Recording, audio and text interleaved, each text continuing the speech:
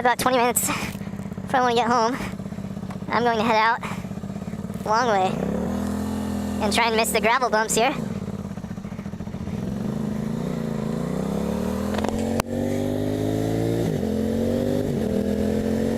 I mean, just look at that. You guys see that? That sun?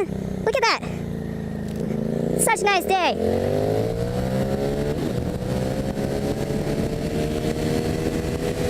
So, super nice day. Just had to get out. I got another midterm later this week for college, but just had one this morning and needed to get out and kind of have some relaxing time, and boy, there's nothing like it.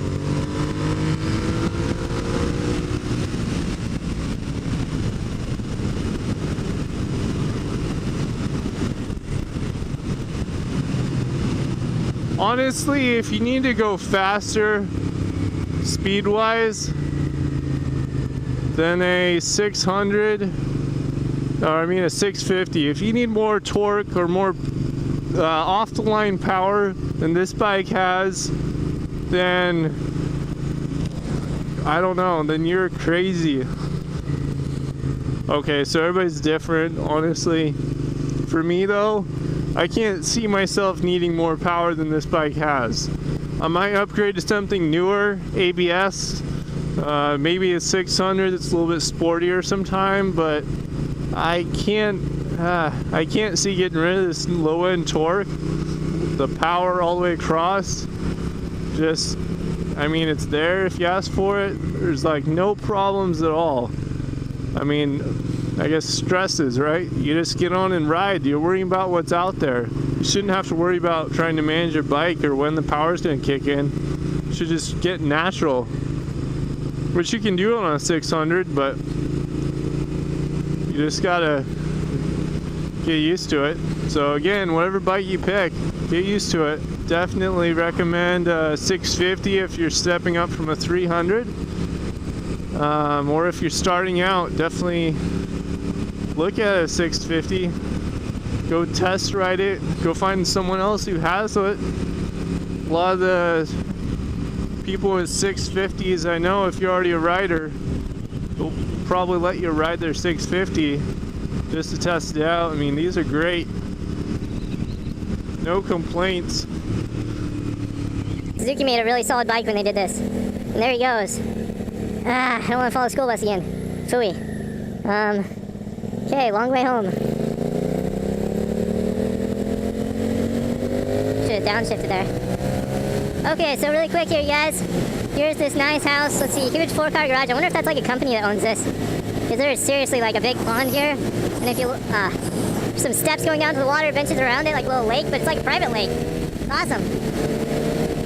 You guys can comment about what type of videos you'd like to see me do. I have a lot of roads like this around, so a lot of my vlogs are going to be on roads like this where I'm just relaxing, having fun, cruising. If you want to see more like in-town riding, how-to rides, let me know what you want me to talk about.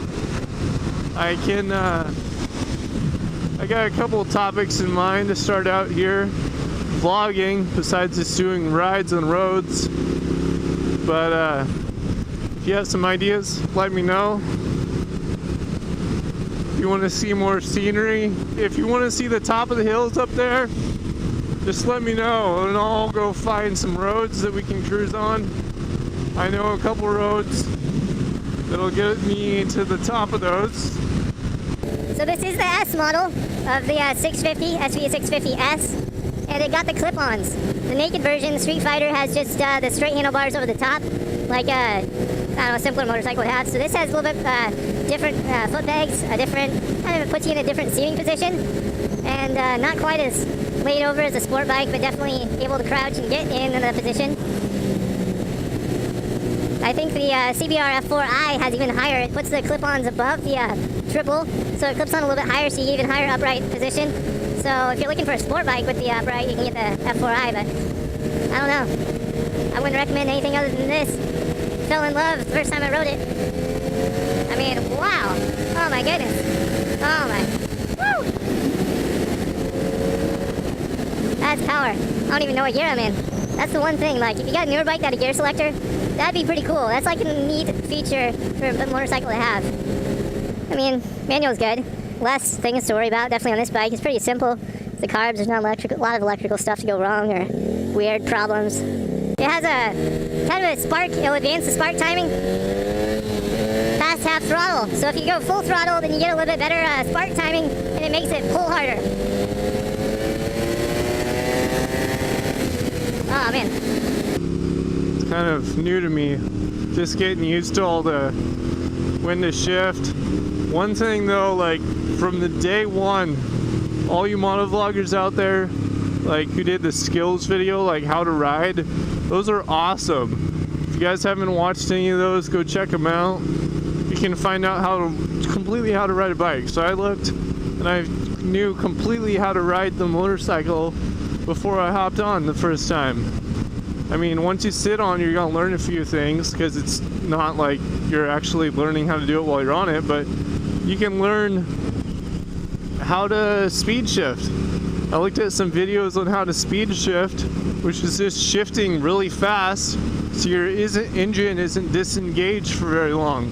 So you have to disengage the clutch just to shift, and when you disengage it, you can do it really fast. You have to back off on the throttle, you have to lift up with your foot, you have to pull the clutch in, so all three things. And if you get the timing just right, you can do it fast. And you can work at getting faster and faster and faster until it's just, I mean, I went through the motions like just laying in bed at night. You don't have to do any like on the bike. You can practice how to speed shift when you're like don't even have a bike.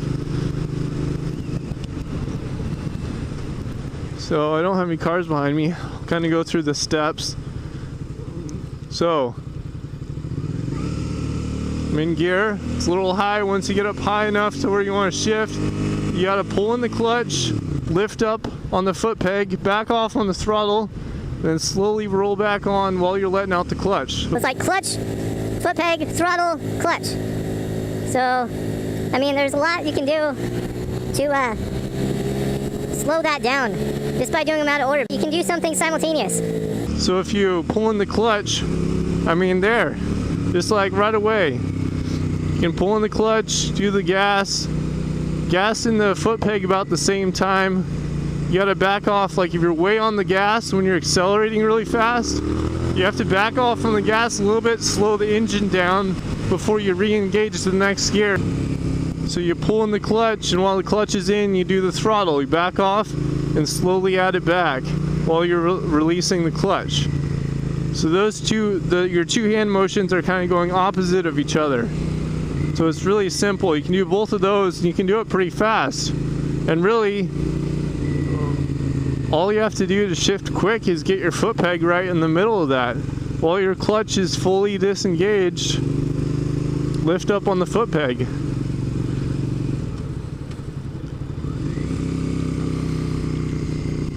And work at doing those three together. You can watch some of the other videos. I might do some skills videos, but I mean, I learned how to speed shift from videos. It's pretty awesome. So let me know if you want me to do anything like that. If you want me to go over turning, counter steering. Counter steering on a motorcycle is pretty simple. For those of you guys who haven't done it, basically you're just gonna push out here and you're gonna turn right. If you want to turn left, let's see, let me get past this truck. So if you want to turn left, you got to push left. So I'm going to push left and it's going to turn. So you kind of just like push right to go right, push left to go left, and that leans the bike. It's not really steering your handlebars as much as leaning the bike. Your handlebars might turn to kind of follow, but you don't have to worry about that as much. You just got a light grip, pull back in the way you want to go, and that works above like 15 miles an hour, I think it is that counter steering, where you kind of push down on the side you're going to, where you want to go to. So that's how you initiate the lean.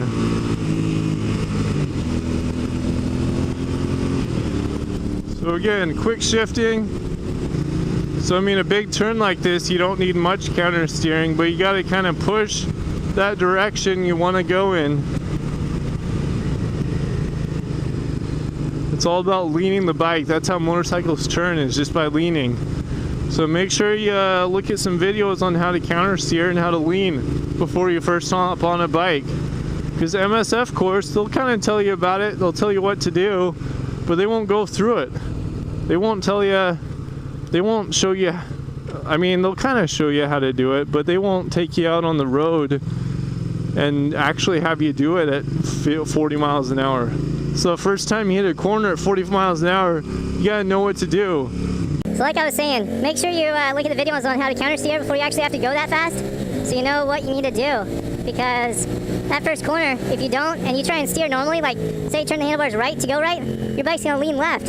And you might try and lean your body and get into the corner, but once you're in the corner leaning, then you try and turn more, and if you turn the handlebars into the corner, you're gonna lean outside and high side, fly off your bike. So make sure you know kind of all about riding a bike before you actually hop on it for the first time.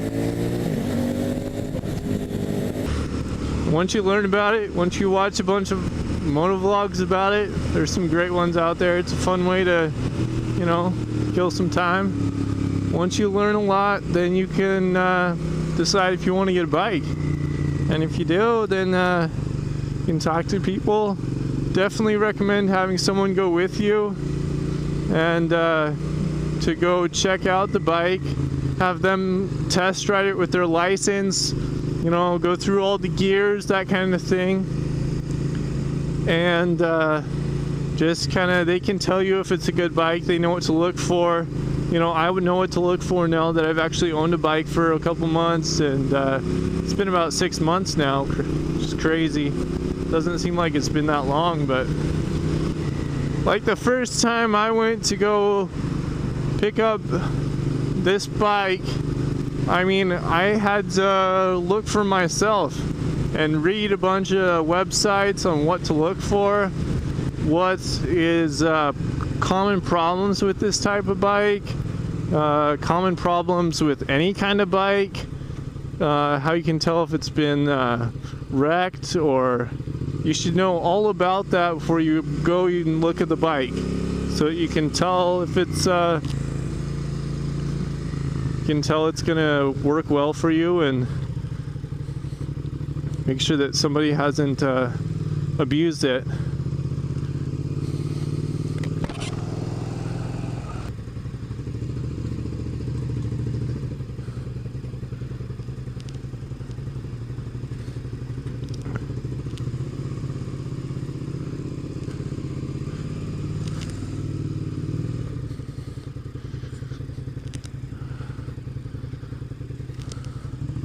Man, everybody's going. Really got to watch out for yourself on a bike. If I would have blasted through, that guy might not have seen me. So, that's not really fun. You got to be watching out for other people all the time, you know, when they should be watching out for you.